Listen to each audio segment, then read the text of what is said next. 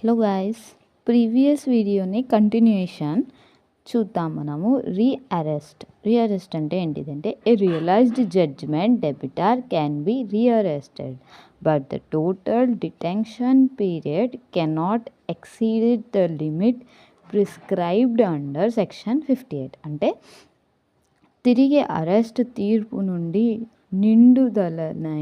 విడుదలైన రుణగ్రహీతను తిరిగి అరెస్ట్ చేయవచ్చు, కానీ మొత్తం నిర్బంధం కాలం సెక్షన్ 58 కింద సూచించిన పరిమితి మించకూడదు. అంటే సర్టన్ టైం లిమిట్ ఉంటుంది అనేసి మనకి సెక్షన్ 58 చెప్తుంది. అది ఏందో సెక్షన్ 58 చూద్దాం.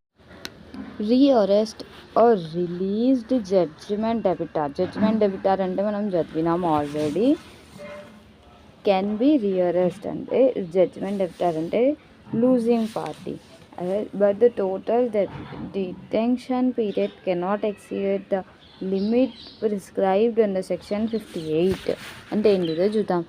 తిరిగి అరెస్ట్ అంటే తీర్పు నుండి విడుదలైన రుణగ్రహీతను తిరిగి అరెస్ట్ చేయవచ్చు, కానీ మొత్తం నిర్బంధ కాలం సెక్షన్ 58 కింద సూచించిన పరిమితిని మించకూడదు. అంటే మనం సెక్షన్ 56 టు సెక్షన్ 58 అరెస్ట్ గురించి తెలుసుకుంటున్నాం అండ్ దాని లిమిటేషన్ గురించి తెలుసుకుంటున్నాం. సెక్షన్ 56 ఏం చెప్తుందో మనం చూద్దాం. Prohibited of arrest are detention of women in execution of decree for money. This section explicitly prohibits the arrest or detention of women in execution of a decree for money. అంటే ఏంటిదో మనం తెలుగులో తెలుసుకుందాం. Section 56 ఏం చెప్తుందంటే డబ్బు కోసం decree అమల్లోకి మహిళలను అరెస్ట్ చేయడం లేదా నిర్బంధించడం నిషేధం. అంటే చేయకూడదు. డబ్బు కోసం డిక్రీ అమలులో మహిళలను అరెస్ట్ చేయడం లేదా నిర్బంధించడం చేయకూడదు అనేసి ఇది మళ్ళీ నేను రిపీట్ చేశాను, సారీ ఫర్ దాట్. సెక్షన్ 57 ఏం చెప్తుందంటే మనకి సబ్స్టెన్సెస్ అలవెన్సెస్ అంటే while under detention the judgment debtor అంటే లూజింగ్ పార్టీ అని మనకు తెలుసు is entitled to a substances allowances at rate fixed by the court. అంటే ఏంటో చూద్దాం. అంటే ఇప్పుడు ఒక కోర్ట్ ఏదైతే రేట్ ఫిక్స్ చేసి అమౌంట్ చెప్పిందో అది వాళ్ళు కట్టాల్సిందే. ఎవరు? ఓడిపోయిన వాళ్ళు, జడ్జిమెంట్ డెబిటార్ అనే వాళ్ళు అనేసి చెప్తుంది. సెక్షన్ 57 జీవనాధార బాధ్యత నిర్బంధంలో ఉన్నప్పుడు తీర్పు రుణగ్రహీత కోర్టు నిర్ణయించిన రేటు వద్ద జీవనాధారణ భత్తాన్ని సబ్స్టెంటివ్ అలవెన్సెస్ని కట్టాలి అనేసి సింపుల్లో చెప్పేస్తుంది మనకి సెక్షన్ 57. సో ఇక్కడ స్కిప్ చేయకుండా నా వీడియో ఫుల్గా చూడండి. Thank you for watching. Section 58 ఏం చెప్తుందో మనం చూద్దాం ఇప్పుడు. డిటెన్షన్ అండ్ రిలీజ్ అంటే నిర్బంధం మరియు విడుదల. అంటే మ్యాక్సిమం పీరియడ్ ఆఫ్ డిటెన్షన్ అంటే ద జడ్జిమెంట్ డెబ్టార్ అంటే losing party cannot be drained in civil prison for more than అని ఎంతనో చూద్దాం మనం. గనిష్ట నిర్బంధన కాలం తీర్పు రుణగ్రహీత ఓడిపోయిన పార్టీ కంటే ఎక్కువ కాలం సివిల్ జైల్లో ఉండలేరు. నెక్స్ట్ దాని ఎంత టైం లిమిటో చూద్దాం. 6 వీక్స్. దానికి అమౌంట్ కూడా అంతే ఉంటుంది. If the sum to be recovered exceeds ₹2,000 but does not exceeds ₹5,000. 6 వారాలు ఓన్లీ 6 వీక్స్ మాత్రమే వీరని జైల్లో పెట్టాలి అనేసి మన ఈ సెక్షన్ 58 చెప్తుంది. ఇంకేం చెప్తుందో మనం చూద్దాం. సో 6 వారాలు తిరిగి పొందవలసిన మొత్తం ₹2,000 మించి ₹5,000 మించకపోతే.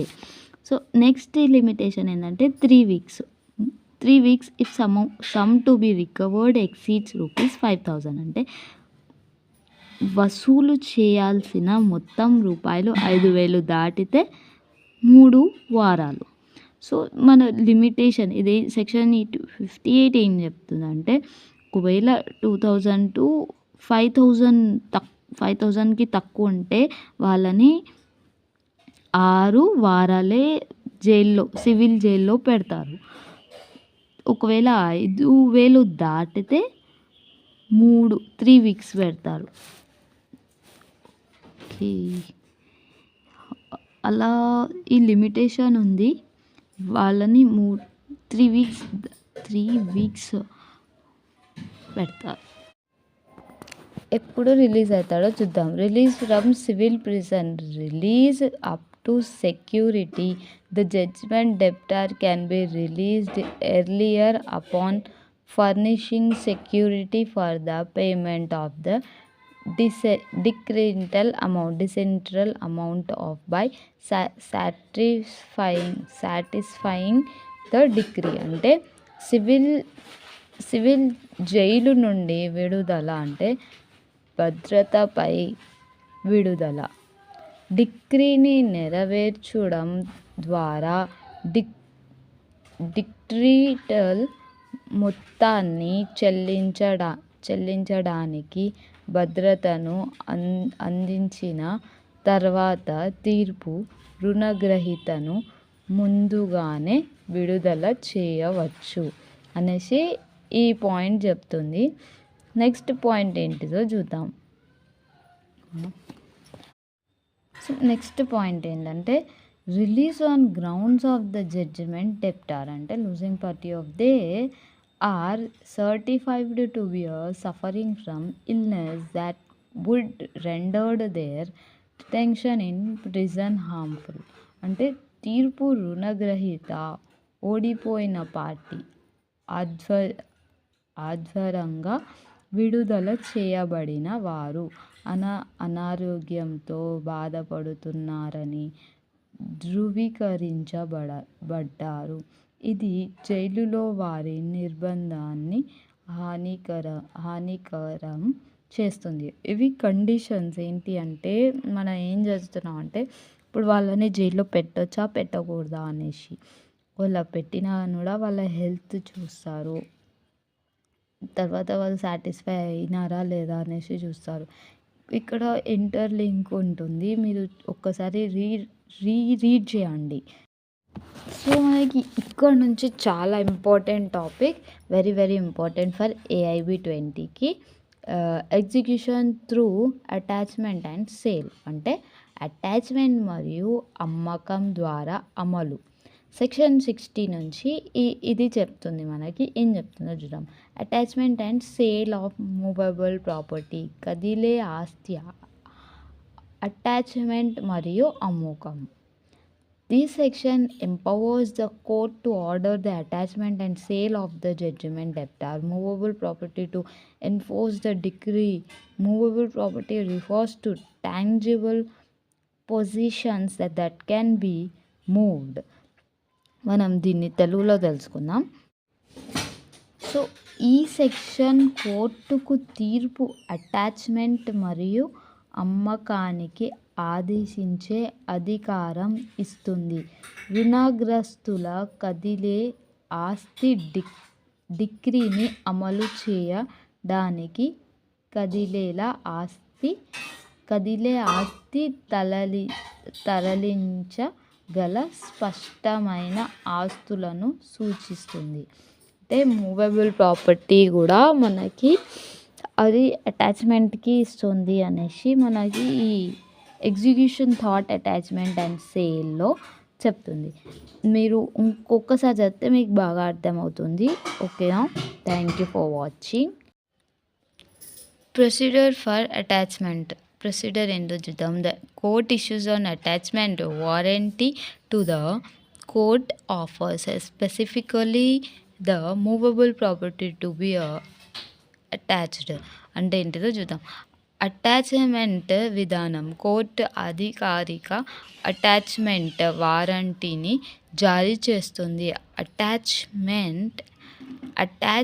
చేయవలసే చేసిన ఆస్తిని గుర్తు చేస్తుంది అనేసి చెప్తుంది. ఈ సెంటెన్స్ మనకి ఏం చెప్తుందంటే కోర్ట్ మనకి ఏదైతే డిగ్రీ అలౌ చేస్తుందో దాంట్లో ఏవైతే మూవబుల్ ప్రాపర్టీ ఉందో అది అటాచ్ చేస్తుంది అనేసి చెప్తుంది. సెకండ్ పాయింట్ ఏంటో ఎగ్జెంప్షన్స్ ఏంటియో చూద్దాం. Certain categorise of movable property or exempt from attachment such as necessary clothing, tools of trade and utensils for house hold use, salary to certain extent.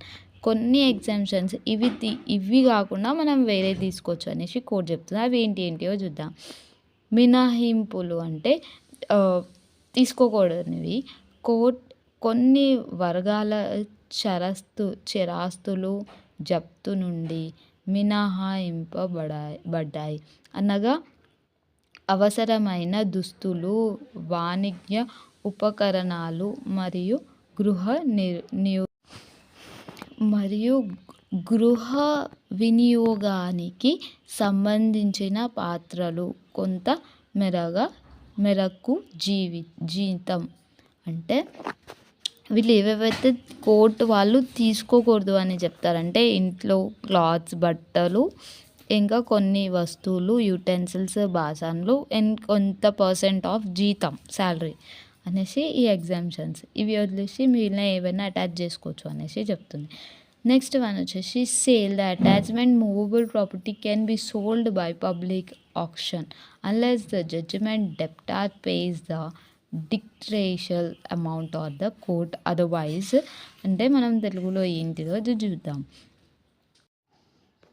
నేను ఇంకొకసారి చదువుతున్నాను చూడండి. Sale the attachment movable property can be sold by public auction unless the judgment debtor అంటే losing party pays the decretal amount or the court otherwise. అంటే అమ్మకం తీర్పు రుణగ్రహీత డెక్రైటల్ మొత్తాన్ని చెల్లించకపోతే లేదా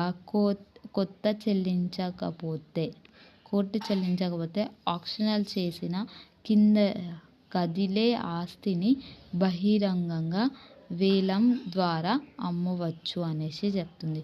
సో ఒకవేళ నేను చెప్పింది అర్థం కాకపోతే మీరు మళ్ళీ రీడ్ చేయండి, స్క్రీన్ పైన కనిపించేది, అది మాత్రం కరెక్ట్ ఉంటుంది. సెక్షన్ 61 ఏం చెప్తుందో చూద్దాం. Same part of agriculture produced to be exempt from attachment నుంచి ఈ అగ్రికల్చర్ అనేది కూడా పోతుంది. వ్యవసాయ ఉత్పత్తులలో కొంత భాగాన్ని అటాచ్మెంట్ నుండి మినహాయించాలి. అంటే కొంత వాళ్ళకి ఇవ్వాలి, వాళ్ళు ఎలా బతుకుతారు అనేసి కోర్టు ఆలోచిస్తుంది. సెక్షన్ 64 ఏం చెప్తుందంటే సేల్ అమ్మకానికి. After attachment is made any sale made privately by judgment debtor winning party is void. అంటే కోర్టుకి తెలియకుండా వాళ్ళు ఏదైనా అమ్మేస్తే అది కోర్టు వ్యాలిడ్గా చూపించదు అనేసి చెప్తుంది. అటాచ్మెంట్ చేసిన తర్వాత తీర్పు రుణగ్రహీత ప్రైవేట్గా చేసిన ఏదైనా అమ్మకం చెల్లదు అనేసి ఈ సెక్షన్ 64 చెప్తుంది. సో నేను మధ్యలో సెక్షన్స్ వదిలేస్తున్నాను, మీరు గమనిస్తున్నారో లేదో. సెక్షన్ 61 to సెక్షన్ 64కి వచ్చాను నేను డైరెక్ట్. సెక్షన్ 62, 63 నేను చెప్పలేదు. ఎందుకు అంటే ఇది ఏవైతే ఇంపార్టెంటో నేను ఇంపార్టెంట్ మాత్రమే డిస్కస్ చేస్తున్నాను మీతో. మీరు జాగ్రత్తగా బేర్ యాక్ట్ చూస్తూనే చదవండి. నేను ప్రీవియస్ కొంచెం స్కిప్ చేసి బ్యాక్కి వెళ్తే యుటెన్సిల్స్ గురించి చెప్పాను. అది బేర్ యాక్ట్లో చూస్తే ఇంకా చాలా మీకు దొరుకుతాయి. అదొక్కసారి చదవండి. సెక్షన్ 61 ఏం చెప్తుందంటే same part of agriculture produced to be exempt from attachment. అంటే వ్యవసాయ ఉత్పత్తులతో కొంత భాగాన్ని అటాచ్మెంట్ నుండి మినహాయించాలి, అంటే వాళ్ళకు కొంత ఇవ్వాలి అనేసి. సెక్షన్ 64 ఏం చెప్తుందంటే after attachment is made any sale made privately by judgment debtor losing party is void. This protects rights of the decree holders winning party. అంటే నేను ప్రీవియస్లో ఒక లైన్ చెప్పలేదు, దాంతోపాటు నేను మీకు మొత్తంగానే చెప్తున్నాను. సో ప్రైవేట్ చేసిన ఏదైనా అమ్మకం చెల్లదు అన్నాను కదా. ఈ డిగ్రీ హోల్డర్ హక్కులను సో సెక్షన్ 65 ఏం చెప్తుందో చూద్దాం. సేల్ అమ్మకానికి. Auction purchase. Sale is absolute and purchase gets full rights. Power to make additional rule with state government. అంటే వేలం కొనుగోలు అమ్మకం సంపూర్ణమైనది మరియు కొనుగోలుకు పూర్తి హక్కులు లభిస్తాయి. రాష్ట్ర ప్రభుత్వంలో అదనపు నియమాలను రూపొందించే అధికారం. అంటే ఈ కోర్టులో ఆప్షన్ ఉంటుంది కదా, అది ఎటువంటి మనకి లాస్ కాకుండా మనం మంచిగా కొనుక్కోవచ్చు. ఫుల్ సపోర్ట్ ఉంటుంది. ఏవైతే బయట కొంటామో అలాగే అన్ని లాభాలు ఉంటాయనేసి మనకి సెక్షన్ 65 చెప్తుంది. Appointment of receiver order XL.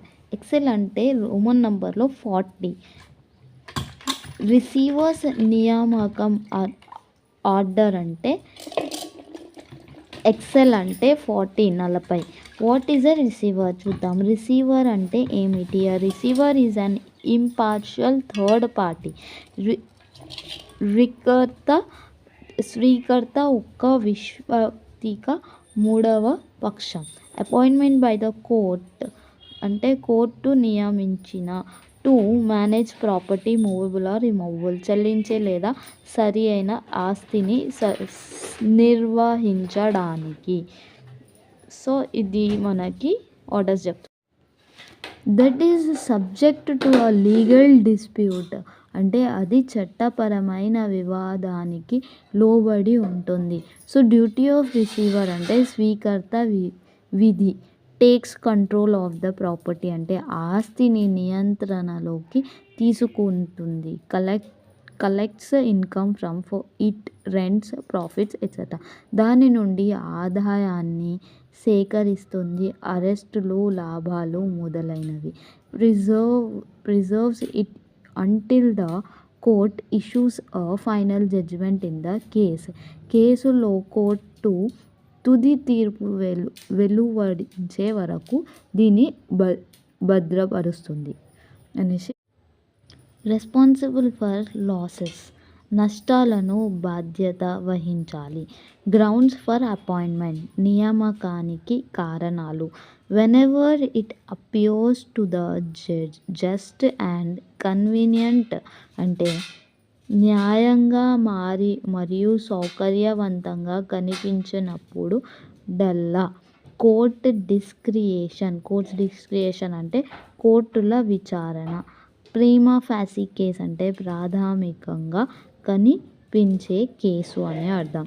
So నేనేం చెప్తున్నా అంటే ఇవన్నీ పాయింట్స్ ఇంపార్టెంటే. సో ఆర్డర్లోనే ఇవన్నీ ఉన్నాయి. ఇంపార్టెంట్ పాయింట్స్ చెప్తున్నాను నేను. ఆర్డర్ 40 అంటే X L. Protecting the property. If the court fears the property might be damaged, wasted or mismanaged during the lawsuit, a receiver can be appointed. ఆస్తిని రక్షించడం. దావా సమయంలో ఆస్తి దెబ్బతింటుంది, వృధా అవుతుందని లేదా తప్పుగా నిర్వహించబడుతుందని కోర్టు భయపడితే ఒక రిసీవర్ను నియమించవచ్చు.